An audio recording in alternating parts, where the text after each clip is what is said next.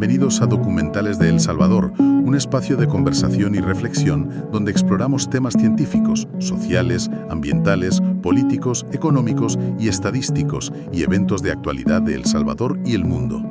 Cada episodio comenta y desmenuza eventos clave que ayudan a entender mejor la realidad que nos rodea.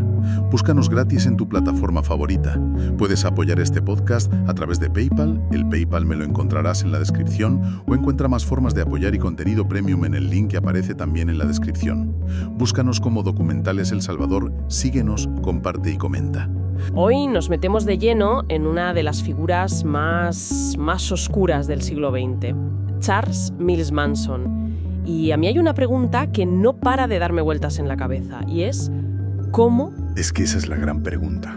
¿Cómo un exconvicto, sin un duro, un hombre que al salir de la cárcel le pide al alcaide quedarse, acaba liderando una secta que pone en jaque a todo Hollywood? Exacto. Es que no es la historia de un asesino en serie al uso, para nada. Es la historia de un manipulador extraordinario, que encontró el momento y el lugar perfectos. Pues justo esa trayectoria es la que vamos a intentar desentrañar, analizando toda la información disponible. Vamos a ver desde su infancia rota hasta la formación de la familia, los crímenes de 1969 y, sobre todo, por qué hoy su nombre sigue siendo sinónimo del mal. Vamos a ello. Pues empecemos por el principio. Charles Mills Manson nace en 1934 en Cincinnati, Ohio. Y su punto de partida ya es tela marinera. Complicadísimo. Su madre, Kathleen Maddox, tenía solo 16 años. Y de su padre biológico, un tal coronel Walker Scott, nunca más se supo. O sea que nace ya en una situación de abandono. Total. El ambiente en el que crece es de una inestabilidad brutal. Su madre tenía problemas con el alcohol y, está esa anécdota que él mismo contaba. ¿La de la jarra de cerveza? Esa misma, que está ahí a medio camino entre la realidad y su propia mitología, ¿no? Pero él contaba que su madre lo cambió por una jarra de cerveza en un bar y que un tío suyo tuvo que ir a buscarlo días después. Sea verdad o no, que él lo contara ya dice muchísimo del rencor que guardaba. Desde luego. Y la cosa fue a peor. Su madre y su hermano acabaron en la cárcel por atracar una gasolinera. ¿Y él? ¿Qué pasa con el joven Charles? Pues empieza a rebotar. De casa de un familiar a otra, a reformatorios como la Giveau School for Boys. Nunca tuvo un hogar, nunca tuvo un ancla. Y claro, ese abandono se transforma en delincuencia casi al instante. Sí, con solo 13 años comete su primer atraco a mano armada. A partir de ahí, su biografía es un historial tremendo de arrestos, fugas, condenas. Robo de coches, falsificar cheques, de todo. De todo. Hay un dato que a mí me parece demoledor. Antes de ser famoso por los asesinatos, ya había pasado la mitad de su vida encerrado. La mitad de su vida. Y la cárcel, curiosamente, fue su universidad. Es allí donde se forja el Charles Mills Manson que conocemos. Aprende a tocar la guitarra, que será su herramienta de seducción. Claro, y empieza a devorar libros. Filosofía oriental, esoterismo, cienciología. Estaba, construyendo su arsenal de manipulación. Mientras, fuera intentaba tener una vida normal. Sí, pero siempre fracasaba. Se casó 2 veces, con Rosalie Jean Willis y con Candy Leona Stevens. Tuvo 2 hijos, Charles Manson y Charles Luther Manson. Pero todo se rompía por sus entradas y salidas de la cárcel. Entonces, tenemos a un hombre que ha fracasado en todo. Como delincuente, como marido, como padre. Sale de la cárcel en el 67 con 30 y tantos años. ¿Y qué hace? ¿A dónde va una persona así? Pues va al único sitio del planeta donde un personaje como él no solo podía encajar, sino prosperar. San Francisco, el verano del amor. El epicentro de la contracultura. Él era mayor que la media de los hippies, pero vio enseguida que ese ambiente de paz y amor, como tú dices, era un campo lleno de jóvenes vulnerables. Un lobo en un rebaño de ovejas descarriadas. Es la definición perfecta. Su carisma necesitaba a esos chicos y chicas de clase media que habían huido de casa buscando un guía. Y él se presentó como tal. ¿Y quién fue la primera en caer? Mary Brunner, una bibliotecaria universitaria. A las pocas semanas, en el piso de ella ya vivían casi 20 chicas más, todas orbitando a su alrededor. ¿Y esto no era un don natural? ¿Había un método detrás? Totalmente. Y aquí hay un detalle que para mí lo cambia todo. En la cárcel se obsesionó con un libro, Cómo ganar amigos e influir sobre las personas, de Dale Carnegie. Espera. ¿Me estás diciendo que el gurú de una secta apocalíptica usaba el mismo manual que un comercial para vender más? Exactamente. Es que es absolutamente escalofriante. No era un profeta, era un vendedor. Increíble. Aplicaba esas técnicas para detectar las inseguridades de la gente, sobre todo de las mujeres, y darles justo lo que necesitaban oír, que eran especiales, que eran parte de algo grande. Manipulación de manual, literalmente. Y ese grupo se convierte en la familia. Sí, se compran un autobús escolar viejo, lo pintan de negro y empiezan a moverse por la costa. Al final se asientan cerca de Los Ángeles, en el rancho Spawn. Que era un antiguo decorado de películas del oeste, ¿no? Sí, un lugar aislado, perfecto para él. Y allí su control se vuelve totalitario. Usaba un cóctel de 3 cosas: drogas, sobre todo LSD, para anular la voluntad; sexo, sí. organizaba orgías para romper lazos y crear una dependencia total hacia él. Y por supuesto sus sermones. Horas y horas hablando, mezclando la Biblia con letras de los Beatles y sus propias paranoias, presentándose como un nuevo Cristo. Y en mitad de todo esto, se cruza con Hollywood. Un encuentro que lo va a cambiar todo. Sí, a través de unas seguidoras conoce a Dennis Wilson, el batería de The Beach Boys. Tela. Por un tiempo, parte de la familia se muda a su mansión.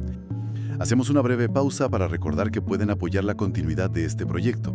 Si encuentran valor en estas conversaciones, consideren hacer una donación a través de PayPal. El enlace está en la descripción de este episodio. También pueden explorar otras formas de apoyar a través del link que aparece en la descripción. Gracias por ayudarnos a seguir arrojando luz sobre estos temas. Retomamos el hilo. Y esta amistad le abre las puertas de la industria musical. Conoce al productor Terry Melcher, hijo de Doris Day. Y ahí Manson ve su gran oportunidad. Su sueño era ser una estrella de rock. Ese era su verdadero objetivo.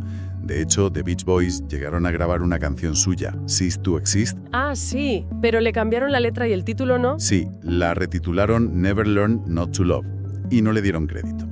Y eso a Manson le enfureció. Pero el golpe definitivo fue cuando Terry Melcher, tras una audición, le dice que no tiene talento y le da largas. Y eso lo interpreta como una traición. Una humillación. El sistema, otra vez, cerrándole las puertas en la cara. Y ese rechazo parece la chispa que lo enciende todo. El sueño de ser una estrella del pop se transforma en la pesadilla de un profeta del apocalipsis. Aquí es donde nace el famoso Helter Skelter. Exacto. Se obsesiona con el White Album de The Beatles. Estaba convencido de que las canciones eran mensajes codificados para él, profetizando una guerra racial inminente. Helter Skelter, que en la canción es solo un tobogán de feria. Para él era el caos, el apocalipsis. Una guerra racial. ¿En qué consistía su profecía exactamente? Era una paranoia retorcida. Según él, la población negra se iba a levantar en armas y a masacrar a todos los blancos. Pero la familia, su familia, iba a sobrevivir escondida en una cueva secreta en el desierto. Vale. Y cuando la guerra terminara y los negros, que según él no sabían gobernar, estuvieran en el poder, acudirían a él, a Charles Mills Manson, y él saldría para liderar el nuevo mundo. Delirante. Pero claro, la guerra no empieza. Él espera y nada. Y se impacienta. Así que decide que si el apocalipsis no llega, él tiene que darle un empujón. ¿Cómo? El plan era tan simple como diabólico: cometer asesinatos muy brutales en barrios ricos de Los Ángeles y dejar pistas falsas para que pareciera obra de activistas negros, como los Panteras Negras. Quería encender la mecha. Y lo lleva a la práctica. El primer ensayo es con el asesinato del músico Gary Hinman. Sí, por un tema de drogas. Lo mata uno de sus seguidores, Bobby Beausoleil. Pero ya dejan su firma. Con la sangre de Hinman escriben en la pared Political Piggy y dibujan la huella de una pantera. El primer paso del plan. Pero eso fue solo el preludio. La noche del 8 al 9 de agosto de 1969 es cuando se desata el infierno. Ahí da la orden directa. Envía a 4 de sus acólitos, Tex Watson, Susan Atkins, Patricia Krenwinkel y Linda Kasabian, a una dirección muy concreta. 10.050 de Cielo Drive, la casa donde había vivido Terry Melcher. El productor que lo rechazó. Era un símbolo. Exacto. Solo que Melcher ya no vivía allí. No. En ese momento, la casa estaba alquilada por el director Roman Polanski y su mujer, la actriz Sharon Tate. Sharon Tate embarazada de 8 meses y medio. Polanski no estaba esa noche, pero allí masacran a Tate y a las 4 personas que estaban con ella. Jay Sabrin, Abigail Folger, Wojciech Fryczkowski y un chaval de 18 años, Steven Parent, que solo pasaba por allí. La brutalidad es increíble, pero también hay algo teatral. Querían dejar un mensaje, ¿no? Generar pánico. El pánico era el objetivo.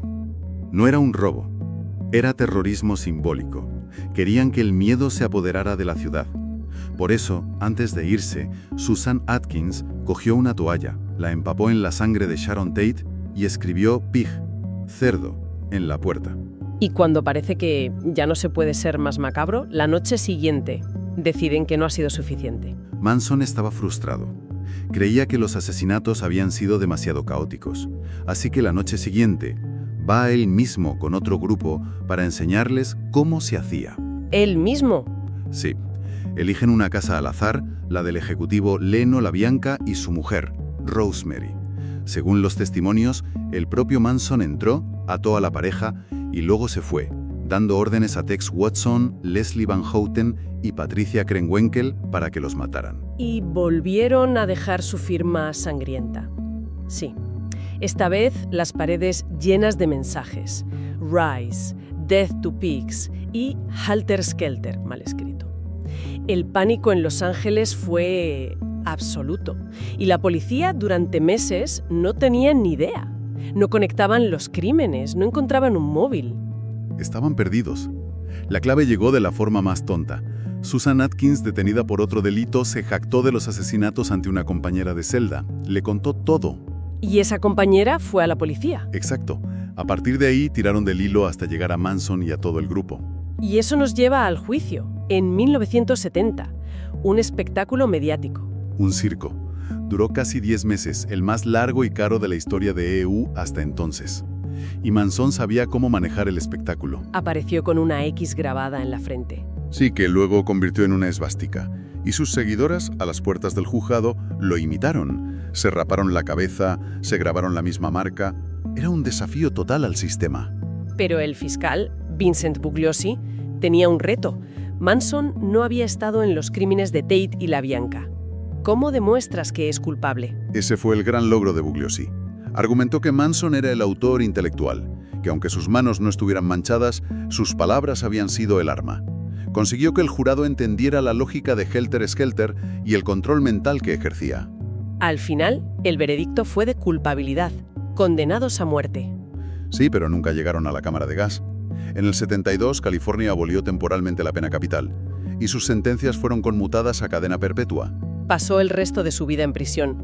Le negaron la condicional 12 veces. Murió en 2017. Sí, a los 83 años de un cáncer. Pero su muerte no cerró el capítulo. Su impacto cultural es algo que sigue muy presente. Se convirtió en la cara del mal, en el reverso tenebroso del sueño hippie. Totalmente. Su figura ha fascinado y aterrorizado a partes iguales. Piensa en músicos como Marilyn Manson, que unió el nombre de Marilyn Monroe con el suyo. Claro, para simbolizar esa dualidad americana entre el bien y el mal. Exacto. O Guns N' Roses, que versionaron una de sus canciones. Su historia se ha contado 1000 veces. En libros, documentales y en el cine. Pienso en Érase una vez en Hollywood de Quentin Tarantino. Esa película captura el ambiente a la perfección. Muestra cómo la presencia de esa comuna en las colinas de Hollywood era como una bomba de relojería a punto de estallar y de acabar con esa era de inocencia. Y también en series como Mindhunter, donde intentan analizar su mente, su figura sigue siendo un imán. Un imán para contar historias sobre la naturaleza del mal. Viendo toda la historia, la figura de Charles Mills Manson parece una tormenta perfecta. Es el producto de una infancia destrozada, un hombre con un carisma depredador que en medio de la agitación de los 60 encontró el caldo de cultivo ideal para su locura. Y lo más aterrador de todo, para convencer a otros de que cometieran actos terribles en su nombre. Exacto. Y eso nos deja con una última reflexión, que creo que es la más inquietante. Las fuentes dejan claro que Manson no mató directamente a las víctimas de Cielo Drive ni a los LaBianca. Él dio la orden. No se manchó las manos. Exacto. Y esto plantea una pregunta muy incómoda sobre la influencia y la responsabilidad. ¿Puede una idea, o la persona que la siembra en mentes vulnerables, llegar a ser más peligrosa que la propia mano que empuña el arma? Es una pregunta terrible. ¿Cómo juzga la sociedad la culpa de alguien que es el arquitecto de un crimen, pero que nunca llega a tocar a las víctimas? Gracias por acompañarnos. Les extendemos un cordial saludo. Recuerden que pueden apoyar este proyecto a través de PayPal o explorando más opciones en el enlace que encontrarán en la descripción. Búscanos como Documentales El Salvador. Hasta la próxima.